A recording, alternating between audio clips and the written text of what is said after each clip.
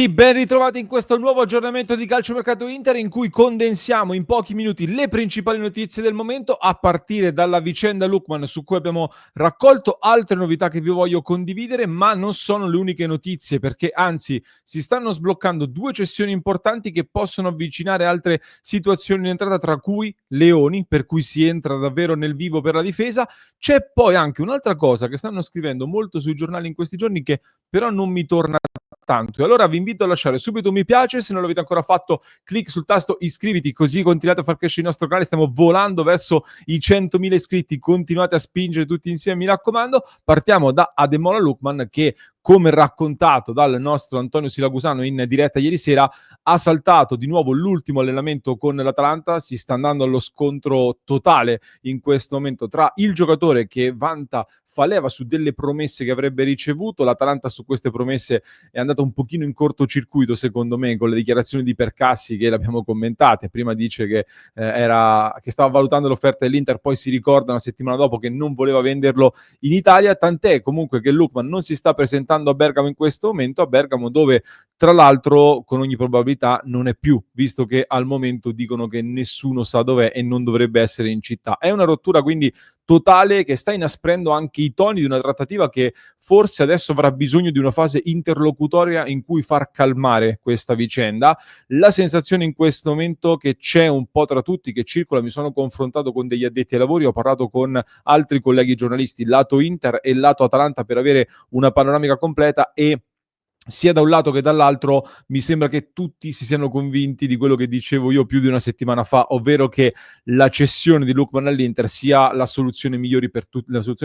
tutti quanti arrivati a questo punto. L'Inter sembra disposta a fare un altro passo in avanti, l'Inter sembra disposta ad arrivare addirittura a 45 milioni di euro come base fissa, come offerta da presentare all'Atalanta, ragionando poi su dei bonus e anche la possibilità di inserire delle contropartite con dei giovani che potrebbero andare a Bergamo. L'Atalanta sta lato suo lavorando anche su un sostituto di Lookman. Questo rispetto a quello che vi dicevo io avevo la sensazione che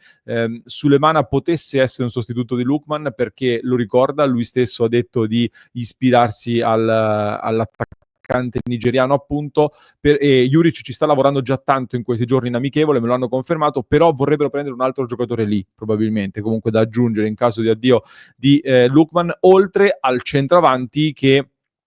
comunque stanno trattando, e nelle prossime ore è attesa una missione a Londra per questo nuovo centravanti. Quindi tutti questi motivi fanno pensare, tutti questi indizi fanno pensare che le varie deadline, con l'Inter che aveva proposto i 2-3 giorni, poi si era parlato di inizio agosto, 31 luglio, 1 agosto, poi si è parlato di Ferragosto, ecco, il timore è che queste deadline siano ormai saltate, anzi le prime sono già saltate chiaramente, però che si possa protrarre ancora di più questa trattativa. A prescindere, l'Inter ha puntato Lookman vuole l'Inter, piani B reali, lato giocatore e lato Inter, non ci sono. Il giocatore, come detto, sta dando la sua esclusività in questo momento all'Inter, così come l'Inter. Nkunku costa tanto, lo abbiamo detto. Sancho non mi convince troppo, bisogna trovare un accordo sulle cifre, ma poi è un giocatore che secondo me devi farlo lavorare 6 mesi per rimetterlo al top della condizione. Tanti mi avete chiesto di Nusa dell'Ipsia, credo sia francamente inarrivabile, perché il Lipsia sta vendendo anche Cesco in questo momento, non penso proprio che venderà anche Nusa, quindi è difficile anche fare una valutazione per un giocatore che è fuori dal mercato, di una società che quando vende a cifre altissime e sta già vendendo un suo gioiello, per cui il piano B in questo momento non c'è, con l'Inter che ha puntato Lookman, forte anche di un tiepidissimo, un cautissimo ottimismo che sotto continua a serpeggiare anche per questa forte volontà del giocatore. La preoccupazione secondo me è molto sul lato fisico, casomai, perché più vai avanti per completare questa operazione e più la preparazione di Lookman si complica, e abbiamo visto con Koop Meiners l'anno scorso la Juventus quanto abbia inciso una preparazione completamente saltata, comunque con tante turbolenze. Ecco, vi segnalo intanto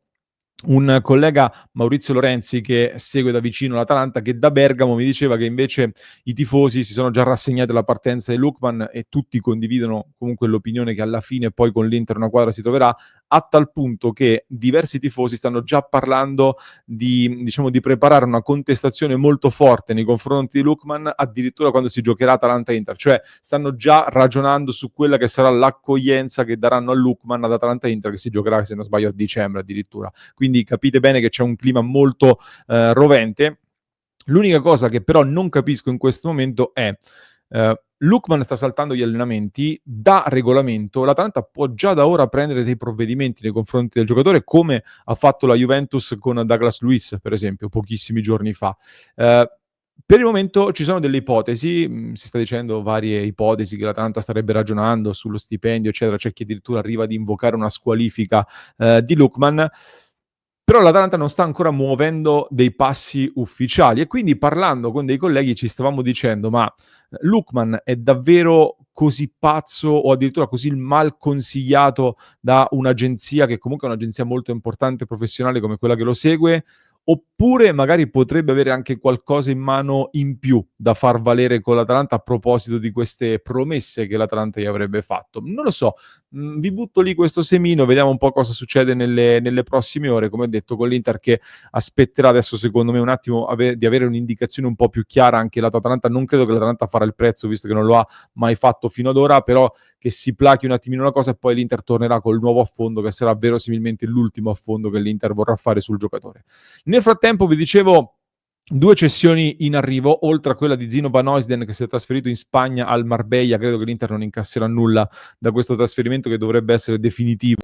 in Spagna. Soprattutto attenzione alla situazione Palacios, una situazione che il nostro Antonio Siracusano ha un contatto molto aggiornato su Palacios e ci stava tenendo informati da tempo, e ci aveva anticipato che avrebbe lasciato l'Inter con però l'obiettivo di mantenerne il controllo, cioè l'Inter non vuole perdere il controllo di Palacios e quindi sta andando a quanto pare al Basilea in prestito con diritto di riscatto e controriscatto. Quindi l'Inter è una formula che si usa molto spesso, come abbiamo detto, per mandare il giocatore a giocare in una piazza come Basilea con cui l'Inter ha già fatto degli affari, quindi c'è una collaborazione negli ultimi anni da Esposito a Males e non soltanto, e quindi la società è, diciamo, invogliata a farlo giocare in modo che, se si valorizza, l'Inter lo controriscatta e ci guadagnano. Speriamo possa giocare lì, appunto. Rimane un'operazione molto misteriosa dal mio punto di vista. C'è qualche movimento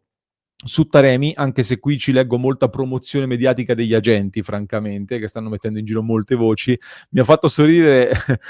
il cambio di rotta della Gazzetta dello Sport sulla valutazione di Taremi. La Gazzetta era partita da 8-10 milioni, queste le cifre a cui sarebbe potuto partire Taremi. L'ultimo articolo che hanno pubblicato su Taremi dicono che, diciamo, la sintesi è: non sappiamo nemmeno se l'Inter realizzerà qualcosa dalla cessione di Taremi, quindi da 10,8 a 0 praticamente, siamo lì. Ma stanno parlando del Leeds soprattutto. La cosa positiva, diciamo, è che ci sta lavorando Pastorello, che in Inghilterra ha dei rapporti molto consolidati, quindi la situazione potrebbe sbloccarsi, vediamo. Però si è infiammata soprattutto, e ve ne ha parlato anche il nostro Antonio Siracusano in anteprima, la pista Parma per Sebastiano Esposito. 4 milioni di euro la cessione a titolo definitivo, con il 50% di rivendita futura che l'Inter manterrebbe, quindi in caso di nuova cessione del Parma l'Inter incasserebbe il 50% di quella cessione. Ho letto tanti commenti, se vi ricordate vi avevo segnalato che appena si è fatto male Ondrejka, subito i tifosi del Parma, se ne era già parlato, andate dritti su Sebastiano Esposito, quindi è una operazione che in realtà nasce già da qualche settimana fa. Per me non è un'operazione così pessima in realtà, perché è un giocatore che non aveva questo mercato che noi ci aspettavamo, non lo aveva in questo momento, perché 7-8 milioni era una cifra che l'Inter avrebbe accettato, nessuno l'ha messa sul piatto. Il Cagliari era arrivato addirittura a offrire 3 più dei bonus, eccetera eccetera. Quindi il mercato si è fermato su Sebastiano Esposito, così come tante squadre che lo hanno avuto non lo hanno mai riscattato. Almeno la consolazione, ecco, è che il Parma è una società che sta vendendo bene comunque, da Som a Bonni, l'abbiamo visto su di noi, Leoni lo stesso, anche Suzuki, cifre importantissime, che non verrà venduto ma viene valutato molto, quindi magari in un prossimo futuro si valorizza altri 5-6 milioni, magari potrà incassarli, perché comunque è un giocatore Esposito che potrebbe diventare un giocatore da club medio-alto di Serie A, che magari quei 12-13 milioni li spende, quindi 5 o 6 l'Inter potrebbe andare ancora ad incassarli. Però ecco, visto che l'ho citato, Leoni, io penso, correggetemi se sbaglio, che il primo pensiero che abbiamo avuto tutti quanti nel momento in cui siamo venuti a sapere di questa trattativa avanzata per Esposito al Parma è stato: apertura per Leoni, si sta aprendo il discorso Leoni, è un acconto per il difensore. Ricordiamo che per evitare problemi con la UEFA è sempre bene fare operazioni scollegate, quindi operazioni prima una poi l'altra e non scambi diretti. Leoni, anche qui, a differenza di quello che ha scritto la Gazzetta dello Sport, ragazzi, io, se ci seguite tutti i giorni, lo sapete, ve l'ho detto, non è mai sparito dai radar dell'Inter, è sempre stato un obiettivo dell'Inter, l'Inter si è tenuta sempre informata sulla questione Leoni. Pochi giorni fa scrivevano saltato Leoni, addio Leoni. No, anzi, parlavamo delle parole di Marotta alla conferenza di presentazione di Kivu, era per me quella era proprio un'apertura delle discussioni per Leoni,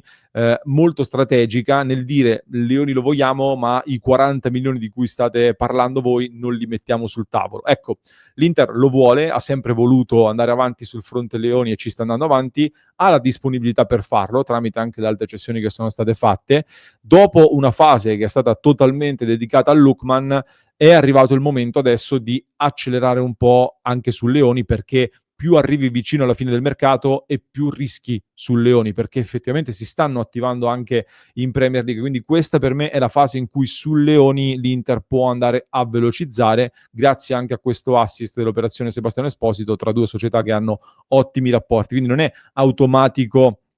che questa sia davvero l'apertura per Leoni, anche se io credo che possa esserlo, perché a prescindere Parma e Inter hanno ottimi rapporti, si fa male Ondrejka, hanno bisogno di un attaccante di prospettiva e Esposito è una soluzione che tra due società che dialogano molto si può fare. De Winter del Genoa c'è chi lo considera un'alternativa. Oggi ne ho parlato di nuovo col collega Raffaele Amato, me l'ha confermato anche lui, ha parlato con l'entourage di De Winter e dice che l'Inter vede il difensore belga come un terzo di destra, quindi nel ruolo di Pavard, Bissek e Darmian. Quindi De Winter è alternativa a Leoni solo se poi uno tra Pavard e Bissek lo sposta al centro. Questa è la mia deduzione logica. Altrimenti De Winter e Leoni sono due profili che si integrano, cioè servono entrambi evidentemente, con la cessione di uno tra Pavard e Bissek, però, perché poi altrimenti siamo troppi. Quindi questo era un aggiornamento doveroso, visto che me l'ha confermato adesso anche il nostro Raffaele Amato. L'altra cosa che non mi torna molto, però, come anticipavo in apertura, è un'altra notizia che, anzi, forse non mi torna quasi per nulla in realtà, che è legata ad Akan Çalhanoğlu. Perché? Io non sto capendo, spero che me lo spiegherete voi nei commenti, oppure ditemi la vostra nei commenti. Non capisco perché la Gazzetta dello Sport soprattutto, ma non soltanto, stanno continuando a scrivere da diversi giorni a questa parte di un Çalhanoğlu possibile trequartista, avanzato tra le linee a ridosso degli attaccanti. Addirittura la Gazzetta dello Sport scrive pure Luis Enrique, addirittura che anche Luis Enrique potrebbe essere aggiunto lì per aggiungere qualità tra le linee, che diciamo andrebbe ad occupare la stessa casella di Lookman, visto che è dove giocava al Marsiglia, Luis Enrique all'inizio prima di convertirsi esterno. Mi chiedo però, ma quanti giocatori servono lì tra centrocampo e attacco? Perché Zalewski, Luis Enrique se fosse, Çalhanoğlu di cui state parlando, Frattesi, Thuram, Bonni, Lookman se arriva e tanti altri ancora, ma mi chiedo, o stanno pensando di fare altre cose in mezzo, quindi magari Çalhanoğlu viene spostato avanti perché in mezzo cercano centrocampisti differenti da aggiungere, però lì significa dover fare ancora almeno un paio di operazioni in entrata in mezzo al campo e diverse cessioni, perché troppi giocatori vanno in esubero se sposti anche Çalhanoğlu in avanti e dietro vai a fare altri due acquisti. Ci sono tra l'altro sempre quelli che volteggiano con le notizie su Thuram, per esempio, ma anche Zielinski chiaramente finisce in uscita e non soltanto. Oppure stavo anche ripensando, non so se vi ricordate ragazzi, l'estate del 2009, tutti questi discorsi attorno a Çalhanoğlu, visto anche il momento, visto che la situazione si può definire ricomposta sì, ma forse non totalmente chiusa, mi ricordano un po' l'estate 2009 con Ibrahimovic di mezzo, che si parlava di esperimenti che si volevano provare, la maglia numero 10 gli era stata affidata, eccetera, ma erano tutte cose che si percepivano come molto provvisorie prima di un addio che poi è stato l'addio storico che ha cambiato la storia dell'Inter, chiaramente. Oppure, ecco, scenario finale, forse quello più credibile, Ciala resta lì in mezzo dove dovrebbe stare, dove tra l'altro secondo me può essere realmente valorizzato se hai questa idea di andare verso il 3-4-1-2. Però ditemi un po' la vostra, sono curioso di saperlo, poi leggeremo i commenti nella diretta alle 19:30. Ne stiamo parlando anche nel club di Passione Inter su www.passioneinter.club. Se vi va di supportare il nostro progetto, in questi giorni siete tantissimi che ci state continuando e aggiungendo, ecco, alla nostra community, quindi vi aspetto su passioneinter.club. Vi lascio con un altro approfondimento che trovate in descrizione per chi ci ascolta in podcast, mentre per chi ci segue su YouTube vi basta cliccare qui.